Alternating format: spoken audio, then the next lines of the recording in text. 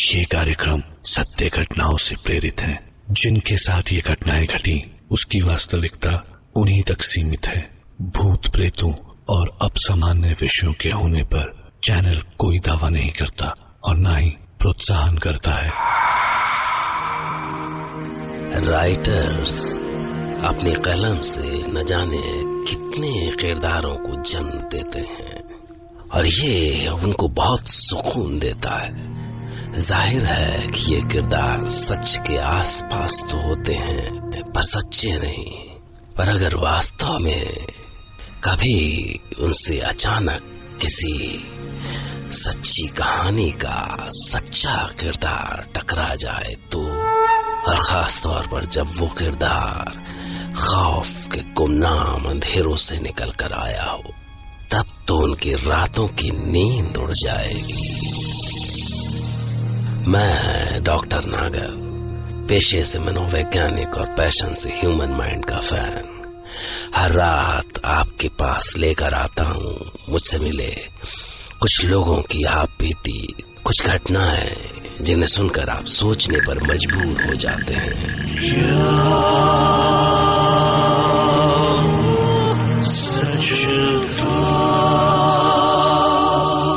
आज की कहानी मुंबई के एक राइटर बिपिन घोष की आप बीती है। बिपिन घोष मुंबई में कहानियों के किरदार बनाते बनाते अचानक उस किरदार से टकरा गए जिसने उनकी रातों की नींद उड़ा दी। शायद मैं कभी थिएटर किया करता था, उसके बाद मुंबई आकर सीरियल्स लिखने लगा। मैंने यहाँ अपना एक फ्लैट भी ले लिया था जिसमें मैं अकेला रहता था और सुकून से बैठकर राइटिंग करता था। ये घटना तब शुरू हुई जब बड़े दिनों बाद अचानक 24 परगना वेस्ट बंगाल से मेरे पुराने थिएटर के सीनियर तपन दा का फोन आया। अरे बिपिन, केमन आछिस रे? Who's this?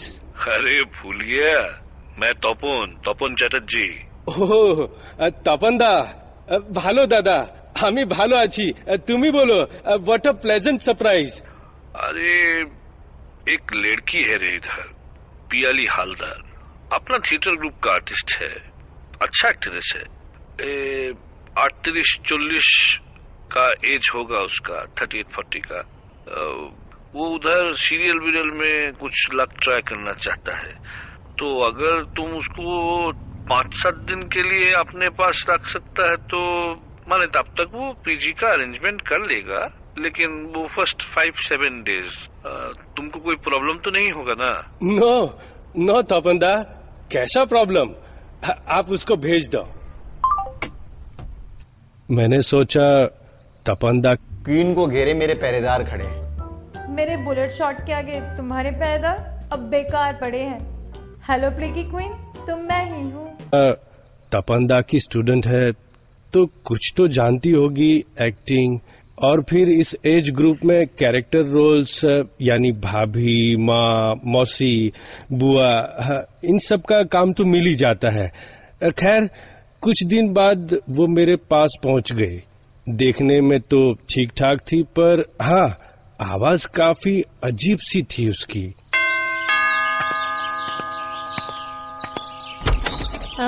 Hello sir. Flat ढूंढने में कोई प्रॉब्लम तो नहीं हुआ तुमको? कैसा प्रॉब्लम? बट मुझे काम तो मिल जाएगा ना सर? हाँ। किधर गया? किधर? क्या ढूंढ रही हो? पेन ड्राइव थी सर, मेरा शोरील वाला। अब आप देखोगे नहीं तो आपको पता कैसे चलेगा कि मैं कितनी अच्छी एक्ट्रेस हूँ। अब मैं यहाँ पर आ गई हूँ तो मुझे टाइम वेस्ट नहीं करना है, काम करना है सर, बहुत सारा काम करना है और जल्दी करना है। सबसे बड़ी बात, वो काम के लिए इतनी डेस्परेट लगती थी। मतलब अभी वो मुझसे पहली बार मिली थी और पहले 20 मिनट में तो वो 2 बार और 4 घंटे में 6 बार बोल चुकी थी। सर मेरी शोरील देख लीजिए ना प्लीज सर, एक बार देख लीजिए, बहुत ही इम्प्रेसिव है, मजा आएगा आपको, प्लीज देख लीजिए ना। मैं उलझन में पड़ गया कि अगर ये सीरियल्स के लिए इतनी डेस्परेट है तो 38-40 साल तक 24 परगना में कैसे रुक पाई। फिर सोचा ठीक है, जैसी भी है मुझे जिंदगी भर कहाँ झेलना है इसे। हफ्ते 10 दिन रहेगी, फिर जब कहीं पीजी अकोमोडेशन का अरेंजमेंट हो जाएगा तो चली जाएगी। बट यू नो, कुछ अजीब सी बात थी कि वो मुझे कभी कुछ खाती पीती हुई नहीं दिखी। मतलब जब भी मैं उसे खाने के लिए पूछता, वो कहती, मैं खा के आई हूँ सर। वो शूट पे गई थी ना डायरेक्टर से मिलने, तो वही खा लिया। हाँ, खा लिया मैंने। या कभी कहती कि मैं राइस नहीं खाती, मुझे दाल से एलर्जी है। तो कभी कहती आज मेरा व्रत है, या कुछ भी। इसके अलावा वो मुझे कभी फोन नहीं करती थी, हमेशा मैं फोन करता था कि नई नई है मुंबई में, कहीं रास्ता ना भूल जाए, कोई दूसरी प्रॉब्लम ना आ जाए, तो मैं ही उसे फोन किया करता था।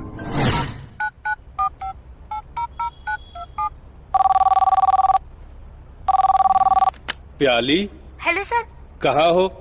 मतलब कब तक आओगी? वो मैं, हाँ, दुर्गा एंटरटेनमेंट में हूँ सर। आने में टाइम लगेगा। दुर्गा एंटरटेनमेंट? वो अक्सर खुद को ऐसे स्टूडियोज या प्रोडक्शन हाउसेस में बैठा बताती जिनके मैंने कभी नाम तक नहीं सुने होते।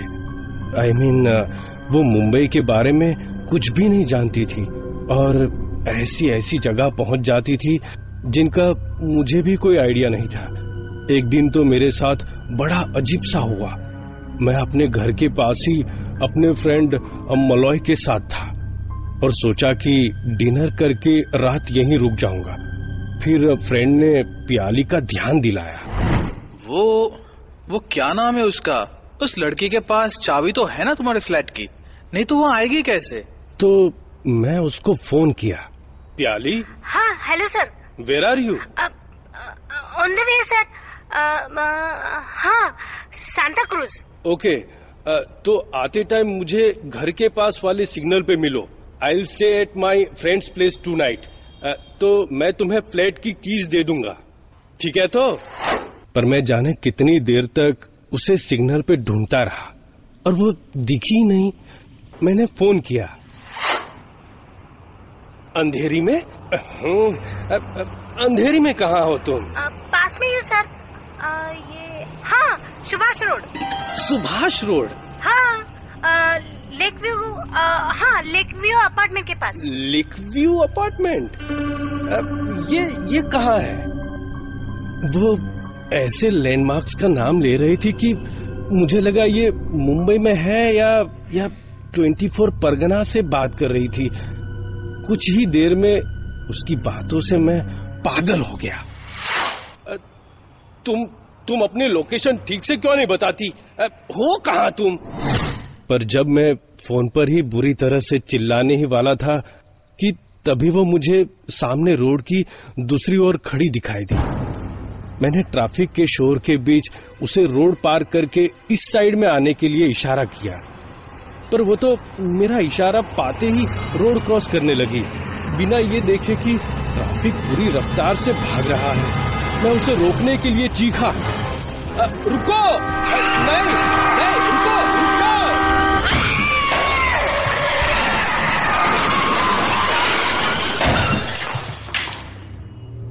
पर अगले ही पल मुझे एक साथ कई गाड़ियों के ब्रेक्स की आवाज के साथ एक बस की टक्कर से उसकी बॉडी उछलती हुई दिखाई दी।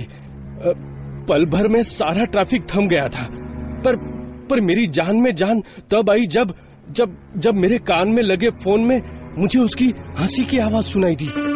पर उसका तो एक्सीडेंट हो, पर वो तो मेरे सामने खड़ी थी, बिल्कुल ठीक ठाक, खिलखिलाती हुई।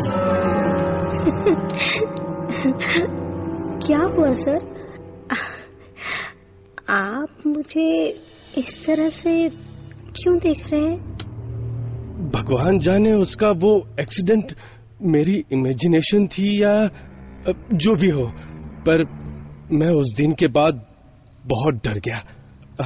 खैर, मैंने उसे शुरू में ही ठीक से समझाया था कि ये 16 फ्लोर की बिल्डिंग है और हम फर्स्ट फ्लोर पे रहते हैं, इसलिए पानी बहुत फोर्स से आता है।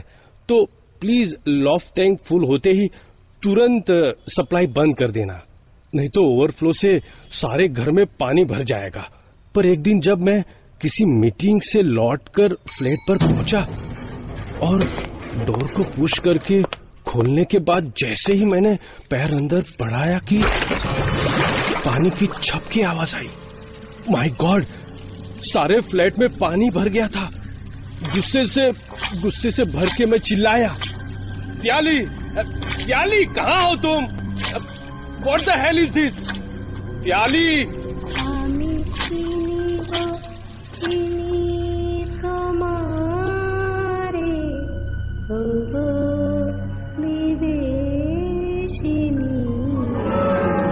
मुझे उसकी आवाज लॉफ्ट स्पेस से सुनाई दी। वो वहां वाटर टैंक के बगल में बड़े आराम से बैठकर मुस्कुरा रही थी।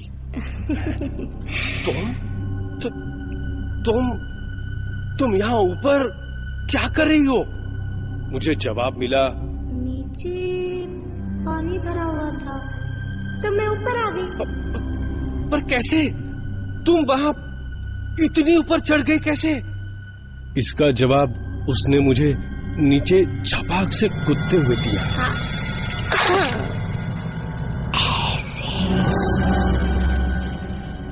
पता नहीं क्या इंसान थी वो, पर हाँ, उस दिन के बाद उसकी वो मुस्कान मुझे फिर कभी नहीं दिखाई दी।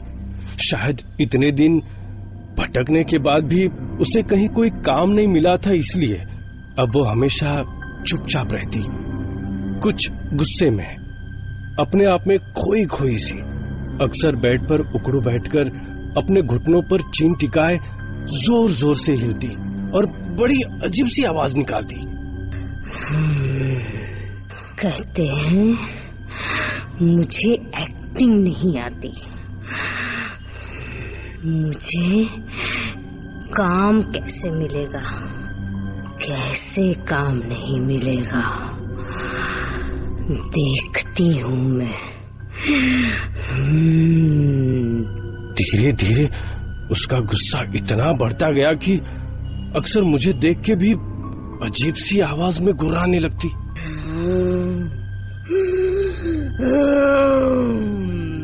एक दिन मैं परेशान होकर उससे बोला, ये गुर्राना बंद करो। मुझे आई डोंट लाइक इट। जो तुम्हें काम नहीं दे रहा जाकर उससे लड़ो। मुझ पे क्यों उतार रही हो अपना ये गुस्सा? लेकिन इस पे तो उसे जाने क्या हो गया। मुझे पुराने नाटकों के डायलॉग सुनाने लगी, एक के बाद एक, नॉन स्टॉप। तो वो पड़ा है कंकाल मेरे पुत्र का। क्या है ये सब कुछ कृष्णा? तुमने किया ये सब। सुनो, आज तुम भी सुनो। मैं तपस्विनी गांधारी अपने सारे जीवन के पुण्यों का, अपने सारे पिछले जन्मों के पुण्यों का बल लेकर कहती हूँ, प्रभु हो या परात्पर, कुछ भी हो, सारा तुम्हारा वंश इसी तरह पागल कुत्तों की तरह एक दूसरे को परस्पर फाड़ खाएगा। तुम खुद उनका विनाश करके कई वर्षों बाद किसी घने जंगल में साधारण व्याघ्र के हाथों मारे जाओगे। प्रभु हो, पर मारे जाओगे पशुओं की तरह। ये श्राप है गांधारी का, श्राप है तुम्हें।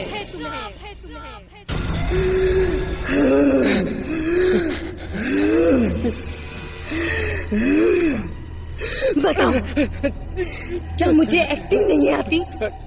आती। कोई काम क्यों नहीं देता? क्यों नहीं देता काम कोई मुझे? ये तो वही जाने। मुझे छोड़ो, मैंने क्या किया? मैं इस पर तो वो मुझ पर झपट पड़ी। तो तुम काम क्यों नहीं देते मुझे? पर मैं तो राइटर हूँ। तुम भी उन्हीं में से एक हो, बिल्कुल वैसे। पर अब कोई मुझे चीट नहीं कर सकता। मुझे काम चाहिए, अभी इसी वक्त चाहिए। मैं काम दे रहा हूँ ना, मैं दे रहा हूँ काम। झूठे वादे, सब झूठे वादे करते हैं। झूठे वादे, सब झूठे वादे करते हैं। मुझे वादे नहीं, काम अभी चाहिए, इसी वक्त चाहिए। सुना तुमने? इसी वक्त काम चाहिए मुझे। मैं ही जानता हूँ कि उस दिन मैं खुद को कैसे बचा पाया। वो तो जैसे पागल हो गई थी, और उस दिन के बाद से मैं इतना डर गया कि ठीक से सो भी नहीं पाता था। फिर एक रात करीब 9-10 बजे होंगे कि मैं लाइट ऑफ करने के बाद सोने की कोशिश ही कर रहा था कि तभी मुझे उसके रूम से अजीब सी डरावनी आवाजें सुनाई थी। मैं इतना डर गया कि मैंने सर से पांव तक चादर ओढ़ ली और किसी तरह सोने की कोशिश करने लगा। तभी मुझे लगा कि कोई मेरी चादर खींचने की कोशिश कर रहा है।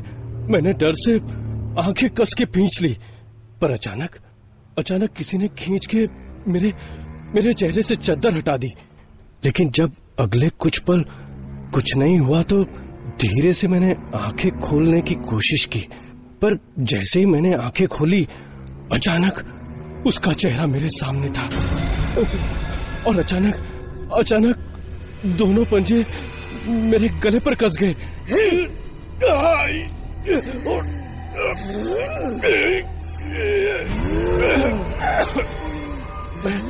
मैं डर से चीख पाता कि इससे पहले वो मुस्कुराई। सर, मैंने एक्टिंग अच्छी की ना सर? अच्छी की ना?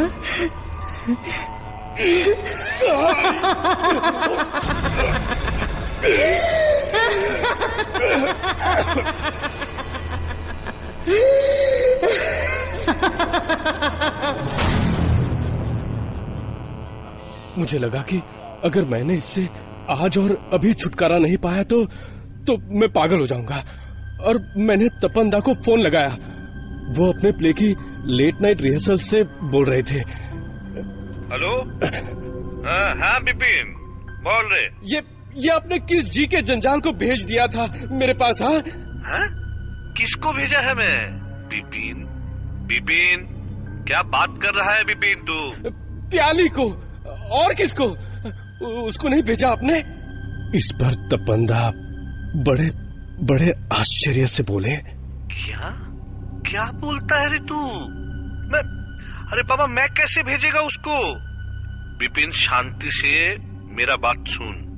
वो बेचारा मेरे को बोला था कि मैं बात करे तेरे से, तो मैं उसको बोला आज तो बहुत लेट हो गया है, और फिर हमारे पास बिपिन का नंबर भी नहीं है।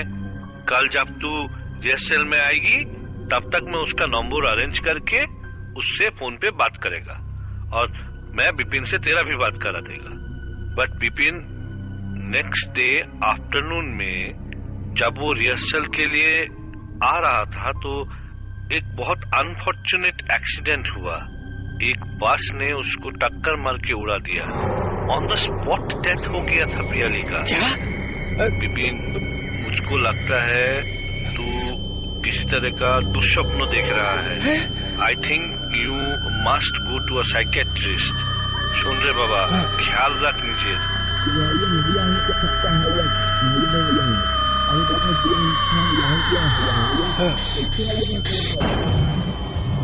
इसके बाद तपंदा क्या बोल रहे थे मुझे कुछ सुनाई नहीं दिया, क्योंकि अब मेरी आंखों के सामने प्याली नहीं, एक लाश खड़ी थी जिसमें किसी प्याली हलदर जैसा कुछ भी नहीं था, बस हड्डी का टूटा फूटा ढांचा और उससे लटकते मांस के लोथड़े और उसकी रोने की जानवरों से दिल दहला देने वाली आवाज। प्याली, प्याली, प्याली।